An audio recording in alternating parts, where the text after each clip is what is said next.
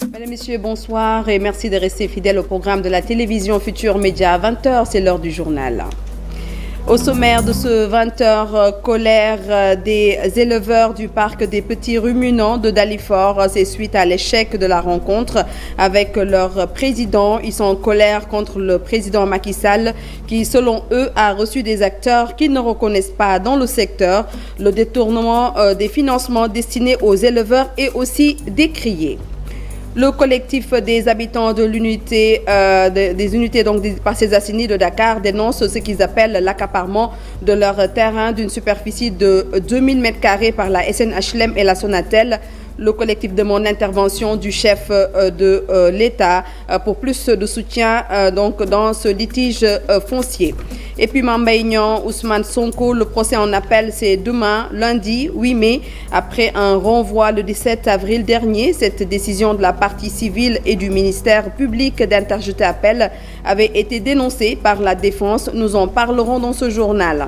Et puis, rencontre inédite dans ce 20h avec deux des plus brillants écrivains sénégalais du moment, El Gas et Bougar Sarr, sur le même plateau autour d'un tchèb littéraire. Abdoulaye Cissé nous racontera cette rencontre détonnante avec deux penseurs de notre époque, deux génies de la littérature au style différent. Voici pour les titres. Le développement, c'est dans quelques instants.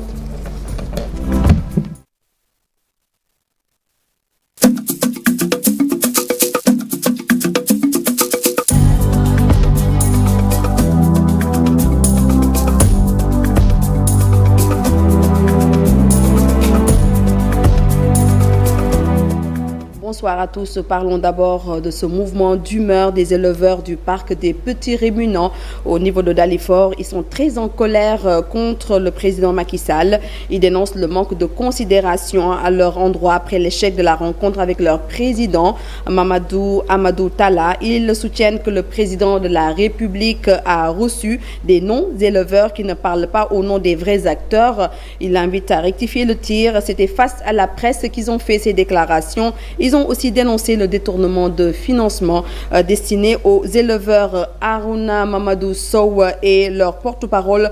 Nous l'écoutons avec Abdoulaye Anna. Nous sommes au forail des petits ruminants de Dalifort. Il y a plus de 6000 personnes, dont les 4000 sont des jeunes. Mais aujourd'hui, ces pensionnaires dont les tinfanqués, les djouleurs, les vendeurs aliments de bétail vivent dans une énorme difficulté. Infiltration des secteurs par terces personnelles qui dictent leurs lois aux vrais éleveurs. Ils dictent leurs lois aux vrais éleveurs. Accaparation des financements par des opérateurs, surtout ce secteur période de Tabaski. C'est pourquoi nous disons au Monsieur le Président de la République du Sénégal, Monsieur Macky Sall, pour expliquer davantage nos problèmes, parce que nous voulions travailler, mais il y a des gens qui nous bloquent, ce qui impacte négativement sur notre revenu. Donc nous disons haut et fort, au secours. Le collectif des habitants de l'unité 26 des Parcelles Assainies de Dakar dénonce ce qu'il appelle l'accaparement de leur terrain d'une superficie de 2000 m² par la SNHLM et la Sonatel. Le collectif demande l'intervention du chef de l'État pour plus de soutien dans ce litige foncier. C'est un reportage, nous écoutons donc Pape Abdou Gueye et les délégués du quartier de l'unité 26 au micro de Cheikh Diop. Le terrain, on l'a depuis 28 ans. 28 ans, 1995. Entre-temps, la Sonatel avait mis une armoire électrique qui symbolisait donc le passage des câbles. Maintenant, le poste est désaffecté. Au moment de nous remettre le terrain, le directeur de la SHM nous a notifié que ne touchez pas le poste, l'armoire, mais le terrain, ça vous appartient. Avec une lettre bien appropriée signée par le directeur général de la SHM. Wow. Avec un plan qu'il a bien notifié de ses mains. Alors, le terrain, les papiers sont là. Alors, entre-temps, on nous a demandé d'écrire pour avoir une mise à disposition. On a demandé, ils nous ont donné la mise à disposition en 2021. La Sonatel a su ça, elle s'est précipitée pour avoir une mise à disposition, mais en 2022. C'est un deal. Donc nous considérons que c'est un deal et que nous voulons rentrer dans nos droits, reprendre notre terrain, en faire un centre social pour nos jeunes, pour nos femmes, pour tout le monde, pour les habitants de l'unité 26. Oui. Mais oui, nous les interpellons, comme le président de la République, a commencé par lui, le Premier ministre, les ministres concernés par le foncier. Les habitants donc des parcelles assignées unité 26, l'antenne est également ouverte aux responsables de la SNHLM. Portée disparue depuis plus de 4 ans, Lissatine hante encore le sommeil des populations de Réfane et environ. Parents et amis de la jeune dame ont fait face à la presse pour exiger toute la lumière sur cette affaire qui n'a que trop duré.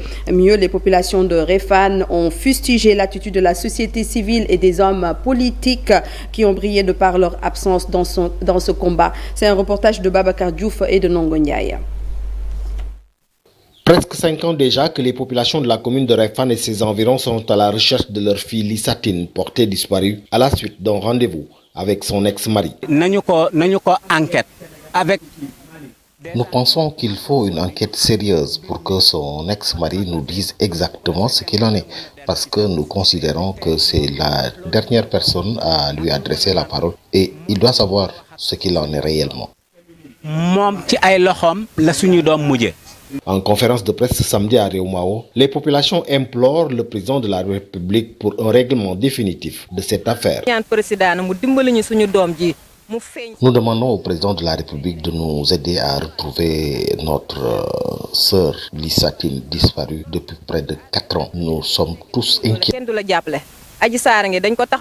Modou Diouf, le président du mouvement Baol Debout et ses camarades regrettent le silence assourdissant des hommes politiques et des organisations de défense de la cause féminine. Manifestations et de conférences de presse ont été organisées par notre société civile. Une société civile qui n'a qu'une seule angoisse, qui n'a qu'une seule sens, c'est celle existentielle. Combien de manifestations ont été organisées par la classe politique sénégalaise? Et pourtant, ce cas ne les intéresse. Tout ce qu'ils veulent, c'est un procès équitable pour lever tout équivoque sur cette affaire. Toujours dans l'actualité judiciaire, après le verdict du 30 mars dernier qui a condamné le leader du parti PASTEF, les Patriotes, à 2 mois de prison assortie de sursis et de 200 millions de francs CFA de dommages et intérêts à payer à la partie civile, à verser à la partie civile. Le dossier se poursuit en appel. Donc après un renvoi le 17 avril dernier, le procès en appel donc se tient demain, lundi 8 mai. Mais rappelons que cette décision d'interjeter appel donc de Mame Mbaye Niang et du ministère public avait été dénoncée par la défense. Plus de détails dans ce récit de Mambiram Diouf. Public et la partie civile ayant interjeté appel, Mame Mbaye Niang jugeant insuffisant le montant des dommages et intérêts, de même que le parquet sur la condamnation pénale, car Ousmane Sonko avait été condamné en première instance à 2 mois de prison avec sursis, assorti d'une amende de 200 millions de francs pour diffamation dans l'affaire Prodaca. Une décision du tribunal correctionnel de Dakar rendue le 30 mars dernier. Auparavant, sa comparution le 16 mars au tribunal où il devait être jugé avait provoqué des troubles et des manifestations à Dakar. Les partisans du leader de PASTEF criant au complot, sa défense parle d'une violation des droits de leurs clients. Maître Bamba Cissé et ses collègues estiment qu'il y a de la précipitation dans le traitement du dossier et que les appels introduits par le procureur et le ministre Mame Mbaye Niang visent à rendre inéligible Ousmane Sonko pour la prochaine présidentielle. Le 17 avril, première date retenue pour le jugement en appel déclaré Maître El Hadj Diouf du pool d'avocats de Mame Mbaye Niang, ce renvoi consacre le respect de tous les droits de toutes les parties et que personne ne vienne dire que les droits de la défense sont violés et que le délai imparti à Ousmane Sonko pour interjeter appel n'est pas expiré. Ousmane Sonko, justement, fera-t-il le déplacement ce lundi au tribunal, le maire de Ziguinchor ayant convoqué le même jour les conseillers municipaux en session ordinaire à l'hôtel de ville de Ziguinchor. Et puis cet arrêté donc qui vient de tomber donc concernant l'interdiction temporaire de vente de carburant en vrac, donc signé par le gouverneur de Dakar. Pour des raisons de sécurité, il est interdit donc sur toute l'étendue du territoire et de la région de Dakar la vente de carburant en vrac. Donc ce sera du samedi 6 mai à 8h au dimanche donc 28 mai 2023 à minuit. Et puis également donc cette interdiction temporaire de circulation de moto dans le département de Dakar également pour des raisons de sécurité. sécurité, la circulation de motocyclettes et de motocycleurs est interdite dans le département de Dakar. Donc le lundi 8 mai de 6h du matin à minuit. C'est un arrêté qui a été signé par le gouverneur de la région de Dakar. Allons maintenant au sud plutôt du Sénégal. C'est pour parler de la campagne de commercialisation de la noix de cajou qui a été lancée depuis mars dernier dans le sud du pays. Plus de 2000 tonnes du produit issu de la dernière campagne sont en souffrance actuellement dans les magasins agréés par le système de récépissé, d'entrepôt et de marchandises. Parmi les causes évoquées, la difficulté liée à l'exportation de la noix par voie maritime. Les acteurs de la chaîne de valeur de la filière parlent de répercussions graves sur la campagne en cours et exhortent l'État à ouvrir dans les meilleurs délais l'exportation du produit via la route. Nous allons donc suivre dans nos prochaines éditions Boubacar Konté, président de l'interprofession nationale Cajou du Sénégal. Il était au micro de notre correspondant, bien entendu, Lamine Ba et Lamine Mondian.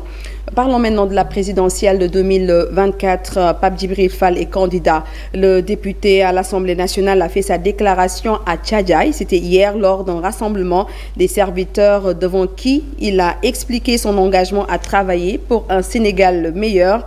Selon Pape Djibril Fall, Macky Sall est dans la tergiversation et il est au micro de Neymati Dieng et de Mamadou Gueye. Tous ensemble, nous, le peuple des serviteurs du Sénégal, poursuivrons ce but pour le Sénégal avec une foi inébranlable en l'avenir du Sénégal. Nous sommes candidats parce que d'abord nous sommes convaincus et avons l'intime conviction que nos compatriotes nous feront l'insigne honneur de nous porter à la tête de la magistrature suprême au soir du 25 février 2024. Car la majorité silencieuse, les Sénégalaises et les Sénégalais, qui ne se reconnaissent aucunement dans cette sinistre dualité, ces citoyens-là peuvent et doivent considérer notre candidature comme celle du sursaut salvateur de la nation sénégalaise. Tout ce qu'il y a de meilleur dans le monde se trouve dans nos 196 712 km², dans ce si beau pays qu'est le Sénégal. Alors mes chers amis, chers serviteurs, levons-nous tous ensemble pour ce Sénégal meilleur et ce Sénégal des meilleurs. 2024 est notre chance de changer positivement le Sénégal. Disons halte, les amis. Disons halte, disons stop, disons gassi, nafiyem, halte à la médiocrité, halte à la médiocrité, halte à la médiocratie. Djibril Fall, donc candidat à l'élection présidentielle de 2024. Célébration des 15 ans d'existence de la commune de Médina Wandifa. Tous les acteurs de développement ont été diagnostiqués et à l'issue des travaux, les projets et programmes de la commune s'élèvent à 1,320 milliard de francs CFA et c'est pour prendre en charge les questions d'eau potable, de la voirie, de la canalisation, entre autres problèmes, nous dit notre correspondant Bakary Konté. Madina Wandifa, communément appelée Carrefour Diaroumé, occupe une place stratégique avec sa position géographique. Malgré les efforts de la municipalité, le problème d'eau potable demeure et reste toujours une préoccupation majeure. Aujourd'hui, les priorités de la commune de Médina Wandifa, pour vous dire clairement, les priorités sont fixées sur l'hydraulique. Aujourd'hui, Médina Wandifa souffre crucialement la question d'hydraulique, la question d'eau potable. Je pense que ça a été tout le temps au menu, ça a été tout le temps au débat. La Médina Wandifa sans eau, je pense que c'est une interpellation que je fais pour que les Sénégalais, le gouvernement, les partenaires, chacun met la main en tout cas dans la poche pour pouvoir accompagner maintenant Wandifa à la réalisation de ce projet-là. Autre problème évoqué par le maire, l'emploi des jeunes, l'absence de canalisation, de voirie, entre autres. Aujourd'hui, la voirie, la canalisation, l'urbanisation, etc., l'emploi, la jeunesse, tout ça là, c'est des questions qui sont là, qui méritent d'être traitées. Et nous invitons vraiment à l'État, au gouvernement, à la population, vraiment tout le monde d'essayer d'accompagner la commune pour pouvoir réaliser ces projets-là. Les projets et programmes de la commune de Médina Wandifa sont estimés à plus d'1 milliard de francs CFA. Après les diagnostics techniques, il est chiffré 1,320 milliard de projets. Et du coup, on a vu que l'engagement qui a été donné, en tout cas par les partenaires, s'élève à 40% de ce budget-là. Donc nous pensons que si ces engagements-là sont réalisés, déjà nous aurions obtenu les 40% de ce projet-là. Le maire Malan Seni Fati s'exprimait en marge de la célébration des 15 ans d'existence de sa commune, Médina Wandifa. Restons dans la zone à Ziguinchor, la société nationale chargée de la distribution d'électricité très sollicitée en période d'hivernage et cette société veut cette année minimiser l'impact des intempéries sur le réseau de distribution. Donc la société a convié l'ensemble des responsables de distribution autour d'un panel à Ziguinchor pour partager le plan d'action hivernale qui sera donc centralisé autour de la sécurité des installations, la protection des agents et la maintenance, la sensibilisation d'accidents donc liés aux dispositifs techniques de la Sénélec. C'est un reportage de Lamine Ba et de Lamine Mandian. Entre désagréments nés de distribution sur le réseau et accidents provoqués par des installations du fait des intempéries, le Sénélec est conscient des difficultés qu'elle peut faire endurer aux populations si elle ne prend pas les devants pour sécuriser son dispositif pendant l'hivernage.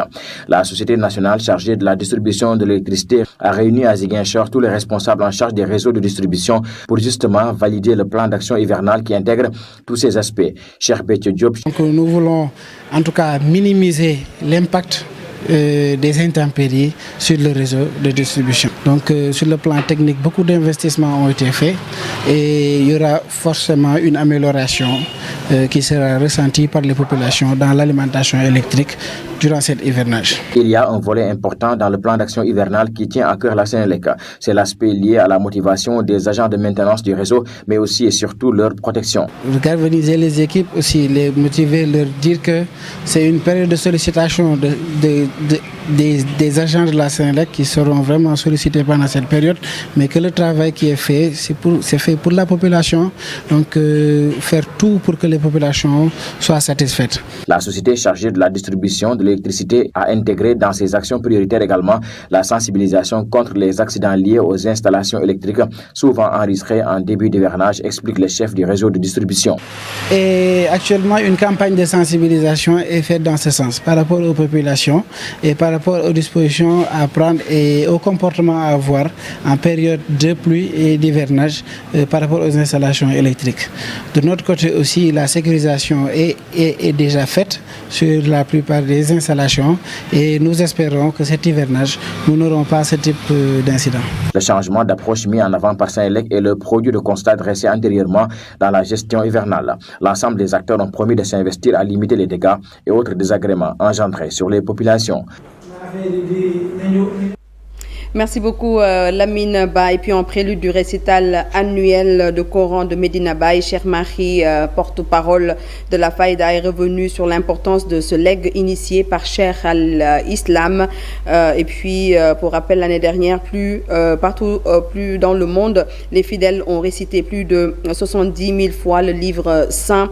L'événement est prévu du mercredi 10 au vendredi 12 à Médina Baye Niass, un moment de prière pour la paix. Cheikh Marignas a fait la déclaration ce dimanche à Dakar. Le voici au micro de Mambiram Diouf et de Ahmadou Ba.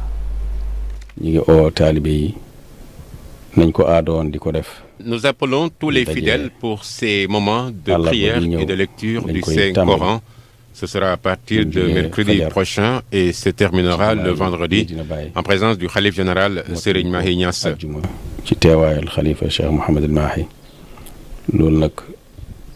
Tout ceci pour un retour à Dieu et de suivre également les recommandations du prophète Mohammed, paix et salut sur lui. Dieu, dans sa miséricorde, qu'il nous accorde sa grâce et sa bénédiction paix au Sénégal et dans le monde.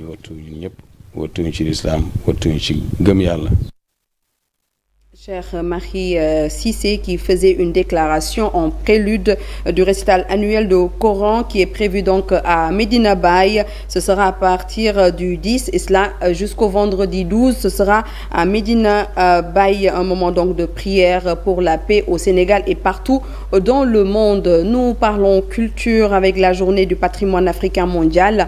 L'événement est célébré chaque année au Sénégal. Objectif visé est de mettre en valeur le patrimoine culturel et historique de notre pays. Cette journée est célébrée de manière spéciale en raison de la richesse du patrimoine culturel et historique du pays. La direction du patrimoine, en collaboration avec le mouvement de la Renaissance africaine, le mouvement du souvenir africain, au programme de communication, une première qui est portée sur la place et l'avenir des villages traditionnels lébou dans la ville de Dakar, et une seconde est relative aux enjeux autour de la préservation du patrimoine mondial du Delta Saloum. C'est un reportage signé Ibou Diouf Amadouba. Encore des moments de fête et de communion. La communauté lébou a montré l'une de ses plus belles facettes. Et c'était à l'occasion de la journée du patrimoine africain mondial. Nous avons choisi effectivement deux thèmes qui sont très significatifs. L'un porte sur le patrimoine lébou de Dakar. L'autre porte sur le patrimoine naturel du delta du Saloum. Quand on prend le patrimoine, le delta du Saloum, on sait que c'est un site qui est classé au patrimoine mondial. Et pour l'autre, c'est lié au patrimoine lébou de Dakar, mais surtout à l'habitat des lébous. Le patrimoine sénégalais est riche et diversifié, allant des sites archéologiques aux traditions. Cette année, les communications ont porté sur la communauté lébou et sur le patrimoine naturel. Oui, c'est toute la sensibilisation auprès des autorités pour quand même qu'ensemble, qu'on puisse sensibiliser les communautés. Parce qu'en fait, le classement de sites, c'est d'abord les communautés. Avant maintenant que ce soit les valeurs culturelles, c'est vrai que c'est les communautés qui portent les valeurs culturelles. Mais pour protéger un site, il faut quand même sensibiliser les communautés. Et c'est ce que nous allons faire. Pench et les villages traditionnels sont les premières habitations humaines dans cette partie du Sénégal et de l'Afrique et font donc naturellement partie du patrimoine. Mais aujourd'hui, ces Pench et villages se retrouvent engloutis et par le marché et par la nouvelle ville. Or, ces patrimoines doivent être exhumés et présentés au reste du monde. C'est ça l'essentiel de ma communication envers le monde entier. Permettre le brassage d'autres cultures. Avant d'embrasser d'autres cultures, mieux vaut qu'on essaie de léguer le patrimoine que nous avons déjà, le patrimoine culturel, bien sûr. Cette année, à travers le ministère de la Culture, célèbre cette journée mondiale du patrimoine africain et y met à l'honneur les lébous. La journée du patrimoine mondial africain est toujours l'occasion de célébrer et de promouvoir la richesse du patrimoine africain. Une bonne tribune aussi pour sensibiliser sur la nécessité de protéger ce patrimoine. Culture, la culture lébou. Elle est la référence en peul du film Les Tirailleurs du réalisateur français Mathieu Vadepieux. Rougiatou Sall est en visite au Sénégal pour quelques jours. Le film dans lequel elle a joué un rôle prépondérant sur le retour des tirailleurs au Sénégal. Rougiatou est membre donc de l'association pour la mémoire et l'histoire des tirailleurs sénégalais. Elle revient dans cet élément sur la traduction du film en peul et ses projets pour la langue maternelle, la langue de ses parents qui est le Pulaar. Elle est originaire du Fouta. C'est un reportage de Abdoulaye Diop et de Yaya Diallo. De retour à la terre de ses origines pour quelques jours, Rougiatou Sall s'est rendu au musée des civilisations noires. Ce qui la marque le plus, c'est ce sabre. Ça reste le sabre des Ladji Omar. Et puis moi, la Tidjaniya, Voilà, avec mon père, j'ai côtoyé beaucoup de chefs religieux, beaucoup de marabouts qui venaient à la maison. Et quand ils venaient à la maison, il y avait des centaines de personnes qui venaient à la maison. Il faut savoir que la mesure dérogatoire qui leur permet de rentrer tout en continuant de percevoir leur minimum vieillesse et leur pension militaire, ça a été annoncé le 4 janvier, le jour de la sortie du film Tirailleurs. Même si ça faisait quelque temps que c'était en préparation, il y a quand même eu ce temps très sacré où le jour où le film est sorti, c'est le jour où la mesure dérogatoire a été annoncée publiquement. Et c'était un soulagement, c'était un bonheur. Rougiata a travaillé avec l'équipe technique pour la traduction des textes en peul, une responsabilité lourde sur ses épaules. Sur le tournage, ça a été, j'ai passé 2 mois avec un casque sur les oreilles pour écouter ce qu'il racontait et puis aussi faire le pont entre l'équipe technique qui ne maîtrisait pas la langue. Ah non, j'étais la seule, j'ai eu beaucoup de pression parce que je me disais, c'est quand même beaucoup de responsabilités, mais j'étais pas seule dans le sens où moi j'ai un de mes oncles qui m'a beaucoup aidée pour préparer le tournage.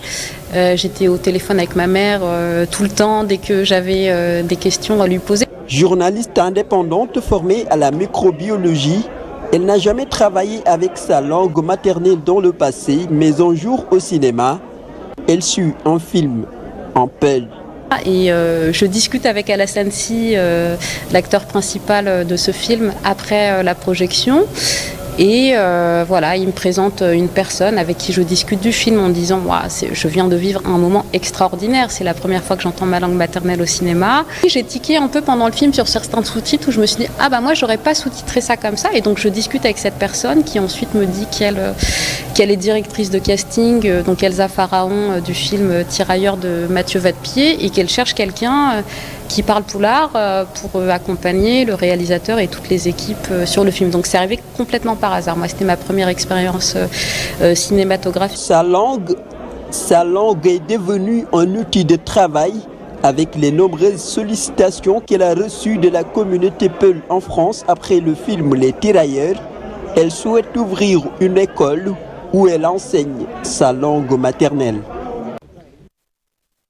De regarder ce film sur les tirailleurs.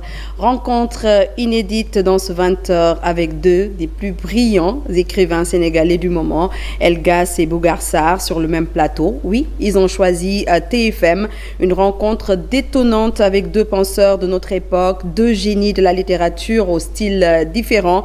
Ils sont aussi amis dans la vraie vie et c'est un ami qui les a réunis autour d'un concept qui s'appelle Tchep Littérature. Le menu est détaillé par leur hôte du jour, Abdoulaye Cissé. Qui veut aller loin ménage sa monture et c'est tout pareil quand on doit affronter Elgas. Je connais l'écrivain, dense, doublé d'un intellectuel profond, mais je ne boude pas mon plaisir à l'idée de l'accueillir. Bonjour Abdoulaye. Je serais presque tenté de t'appeler Souleymane, mais on va rester sur ton nom d'auteur, Elgas. On le croyait définitivement romancier depuis son livre à succès Mal Noir. Le revoilà essayiste avec les bons ressentiments, essais sur le malaise post-colonial, salué par toute la critique. Je me cherche encore, je ne sais pas tout à fait ce que j'ai envie de faire. Tellement béatifié les romanciers. Je les ai tellement considérés. Moi, je n'attends personne. Est-ce que tu as donné rendez-vous à quelqu'un chez moi? Absolument pas. Je ne me permettrai pas s'il y a tout truc. Je te l'aurais permis, mais je veux vraiment qu'on se mette d'accord parce que je n'attends personne, mais ça sonne avec insistance. Tu me permets d'aller voir? Bien sûr. Alors, on va aller voir ça. Alors, c'est qui?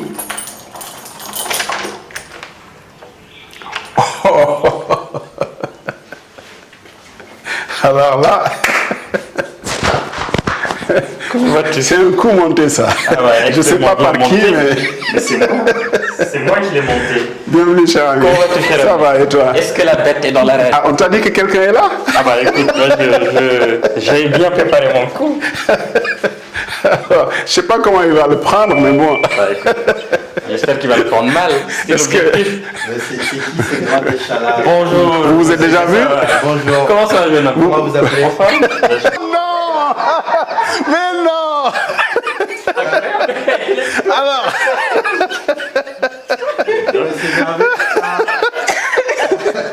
Oh mon Dieu. Mais bonjour.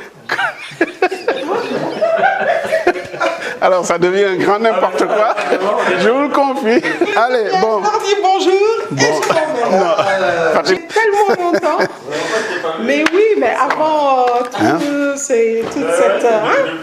Mais même toi, Elgas, je parle souvent de toi. Mais je te vois ça. On s'est vu là. Depuis le temps que je cherchais celui qui va dire du mal de Elgas. Vas-y, dis-moi. Je te dis du mal d'Elgas. Bah oui, depuis le temps que je cherchais. Je rapprocher avec des gens qui m'ont dit, mais il faut dire à Elgas, hein, pourquoi il critique Cheikh Anta Diop, pourquoi ceci, cela. J'ai dit, mais attends, voilà. Elgas a presque tout lu de Cheikh Anta Diop. Et ça va se savoir tout à l'heure. Et en plus, il y a quelqu'un en face qui a tout lu de Senghor. Grande sœur, merci beaucoup. Oh là là. Je la raccompagne, je suis à vous les gars. J'aurais pu vous laisser faire la suite. Allez, je me mets peut-être juste entre vous. Allez, passe-en-toi. Et... Cher ami. Où est-ce que vous en êtes? Merci. Je suis arrivé comme ça à l'improviste. Moi, j'aimerais quand même ce qui serait bien, parce qu'on en était sur les gens. Depuis un deuil des masses, on voyait qu'il y avait cette fibre romanesque là. Je lui ai toujours dit, mais je ne me faisais pas d'illusions non plus. C'est qu'il en sortait.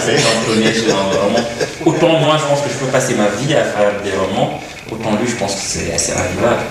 Je pense. Mais il reviendra. Normalement.